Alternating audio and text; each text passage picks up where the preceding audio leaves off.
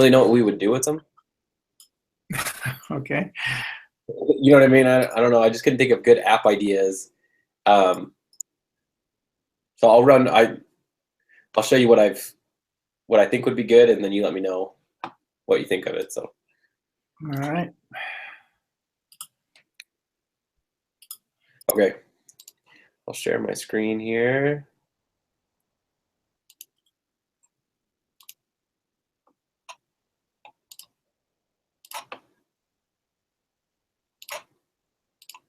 Okay, so first I'll show you Spotify. I think I might have heard it from you. That's where I heard it. Oh, maybe, yeah. I like this. It's got, if it'll pull up, they don't really support the web player as much anymore. Yeah, it's being kind of weird. If I pull it up in Firefox, it works sometimes for some reason.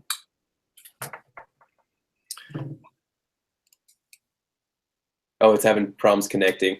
But anyways, it's just a music service that, let's see if it'll do it now. Oh, there we go. If I go to music, so it's like any of those, like Pandora or anything else. The difference here is that it allows you to actually choose the songs you want to listen to, whereas Pandora, you just kind of choose a radio station and it does it. So you can just play them right on here. That kind of thing. So one thing I realized is that Spotify's got an API, and it's really well documented. That's why I really like it. So if I pull my terminal over here, I'll kind of show you some things I was playing with before we started the meeting. So I'll kind of just do half and half here. So did we talk about how you can do, like you can request a web page just using curl, something called curl in your terminal? I don't know if we really did, but yeah, I don't know. No, I don't think so. Curl? No. Okay. So there's the command here. This is what it looks like here at the top. Curl flag X. No, I don't remember what that does. And then get, I think that might be for cross origin. And then this is the type of request, a get request. And then this is the API I want to search from. So if I hit enter on this, it gives me a bunch of JSON back with a bunch of info. Mm-hmm. So I really like this because it's well documented. So here I was researching how to get an album. So, so if you look at the request again, I was doing a search, and I'm looking for an album called Yunta, and the type of search I'm doing is an album search. I could change this to a song search. Oh, it didn't like that. Type track. And it now gives me anything that it matches for a track called the Yunta. So this kind of models what is done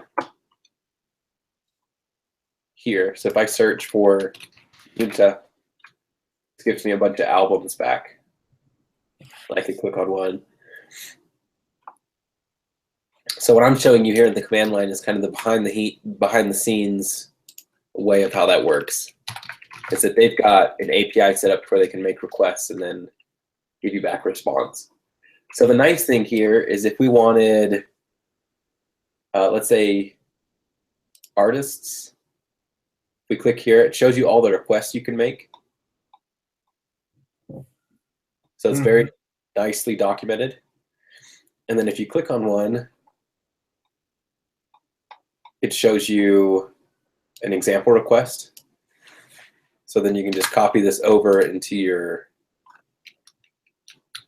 command line, and it gives you the response back.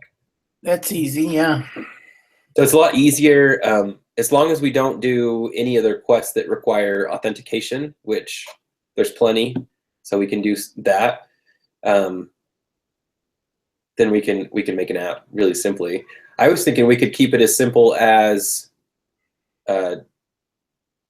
showing the most popular albums, artists, and songs, or something like that on Spotify. So maybe like a quick reference app, so that you don't have to go searching for it. You can just pull up the app and then see the most popular albums, tracks, and all that good stuff.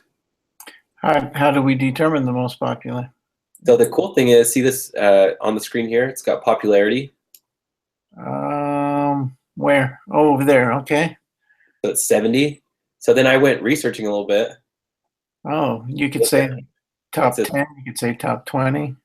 Oh, It's yeah. the popularity of the artist, the value between 0 and 100, with 100 being the most popular. The artist's popularity is calculated from the popularity of all the artist's tracks. Okay.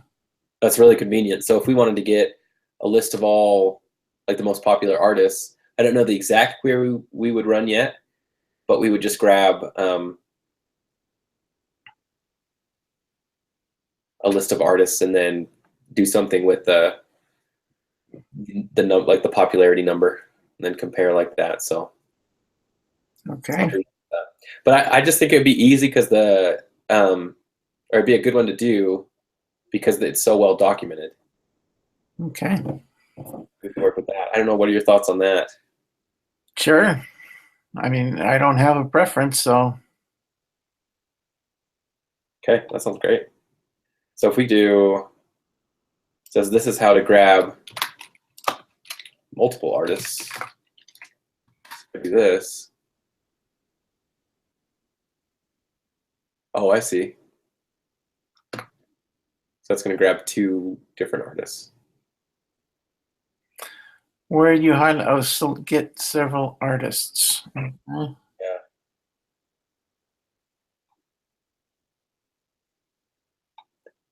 It's got popularity. Huh. Anyways, I'll do some more research on that, but I think as long as you're okay with it, this would be a good game plan. Okay. And so the app would be,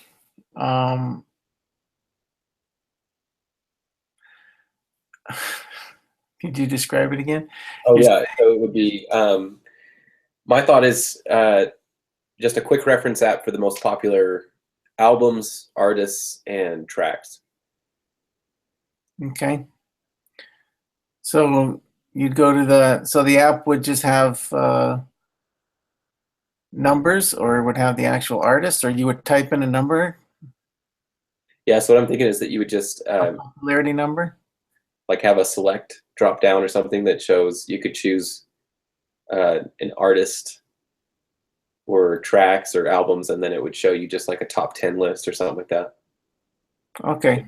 I think that'd be a good place to start, and then we can do more with it if we feel confident at that point. But Okay, so the interface would list the most popular artist, most popular album, most popular song.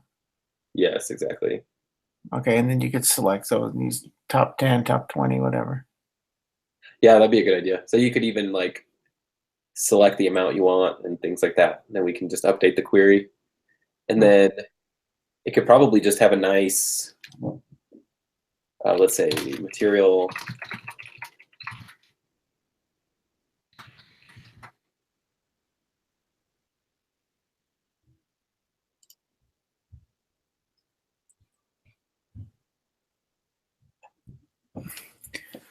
There's like good references out there for just some good, simple mobile templates that we could use. Oh, okay. So then we could just make a simple page with a header with like a little hamburger menu that you could click on, and then that could show you, like, you could choose albums, artists, or songs or something like that. And then that would take you to a different page with like a list on it. And then we could just do some transitions and animations in like this area of the app. We could do, I mean, we can kind of mimic some of these styles that we see on popular stuff. So this is kind of like Google's Android style. Mm-hmm. And then we can just do simple things like that. That way we don't have to be going off nothing. We can kind of start somewhere. And Okay, we can use these. Is this like a template then? it's a template. We won't be able to use it, but we'll be able to reference it just the way it looks. Okay. So I'll save that. I'll make a note of that, that we can, whenever I post the video, we can do that. And I'll post the link to these documentations that I've been going through for our API. Okay. And then have you read the week 7 doc? Yeah. I think we can just send an email, which I can do to our instructor, right? Saying, hey, we want to do this for our project. Yeah. Let me get out of the full screen here. Okay. Oh, there it is. View, exit full screen. Okay. I should learn that keyboard thing. I always, okay. Yeah, let's see. So as far as, you're looking at what part of that now? You're looking at,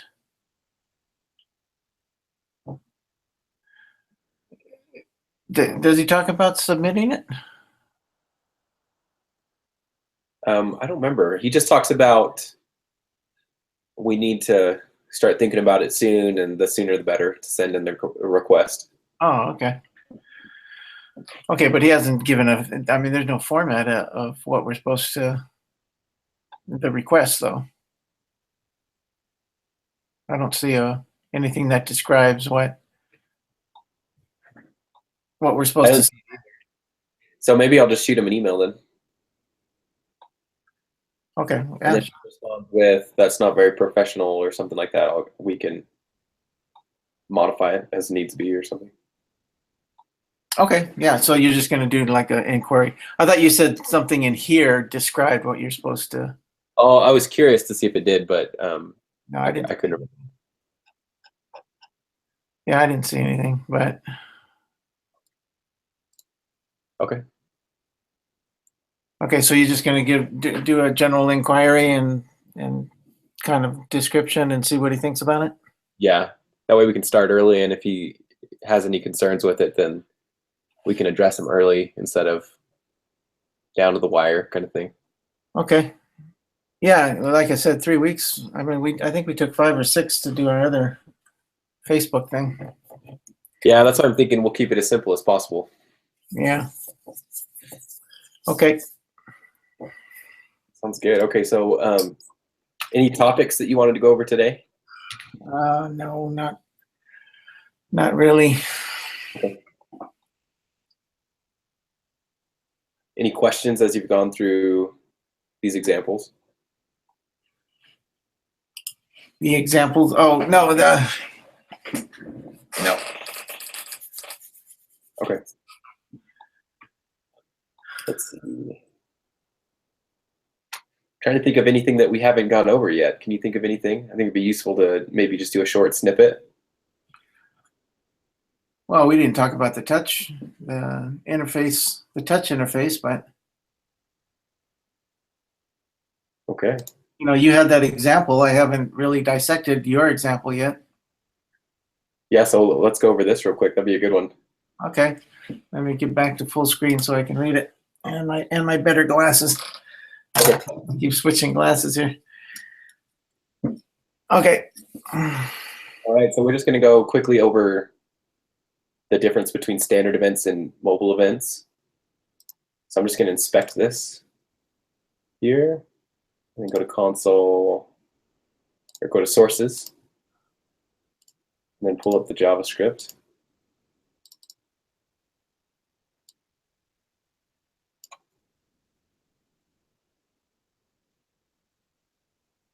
And then I want to pull up, let's see, yeah, that's what I want as well.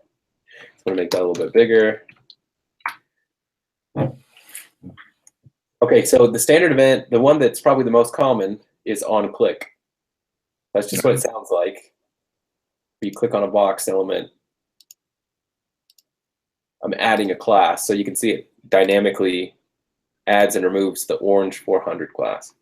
Mm-hmm. And if I go to my sources here, this is the code I'm using to toggle the class. So I created a class called toggle class, and then I use the class list .contains, class list .remove, and you can reference that if you're curious on how to toggle classes. But that's the standard one. So now if we want to go to a mobile event one, you notice if I go like this here, it doesn't do anything because I'm not on mobile. It's not a touch event. So if you were to pull that up on your mobile phone, which I think, Michael, you said you did. Yeah, I did. And I'm glad to hear that it worked. There's a specific event handler that you can use. Here it's called onTouchStart. Mm-hmm. And there's more that you can use too. If you just Google JavaScript mobile events, the second one will take you here. And this shows you different examples. So another thing, I just saw that it was, so this is considered a Canvas application? they're giving an example here with Canvas, Okay. but that's just Okay. something on. Here you can see that they're adding event listeners to certain elements. So you saw in my example the way that I attach it to an HTML element. Well, in your JavaScript, you can actually attach an event listener to an element all through JavaScript without having to edit the markup of your HTML. So that's another way to do that. So you see an example of touch start event. Touch move is another one. And these give great examples. And you went to Mozilla, huh? Yeah, they've got pretty good documentation on this. So. Okay. So there's that. So that's really as simple as it is. I just saw that there was a onTouchStart event, and I do the exact same thing as onClick. I just pass in the element itself and the class I want to toggle here, and then in my JavaScript I handle that event. That's all there is to it, really, on that one. We'll just have to make sure when we develop our app that we are using mobile events and we're testing for that. Okay. And we'll probably end up using that on our nav to create the drop-down event for that. So on our what? Navs? Navigation. Oh, navs with a V. Okay. Yeah, sorry. All right. I thought you said nabs. Yeah, I'm getting over having a cold, so I'm like all stuffed up still. Yeah, so right here, the hamburger menu and everything. We probably just do an onTouchStart event there. Any buttons that we have, we can do a similar thing with. Anything we want to interact with. Okay. So that's all we got. So that's that. So in preparation for next Monday, I will personally do some more research on the app and exactly what we're going to do with it. Because I said that we could do like most popular albums and tracks. I'll see if there's a good way to do that. If I find that it's getting a little too convoluted and complicated, I might think of a different direction to take with the app. But there's enough resources through the API to where I think it'll be, there's enough out there for us to work with. So. Okay. Good. Other than that, anything else, Michael? No, as usual, it's been very informative. Well, it's always good. Okay. I will post this up, and I will post the links on the Google, our group. Oh, yeah. Okay. Thank you. All right, awesome. We'll see you, Michael. All right. Bye, Daniel.